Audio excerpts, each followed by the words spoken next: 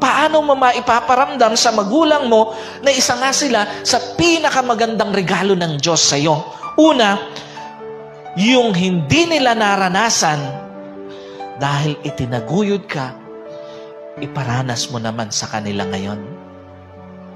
Yung hindi nila nakain dahil itinaguyod ka, ipakain mo naman sa kanila ngayon.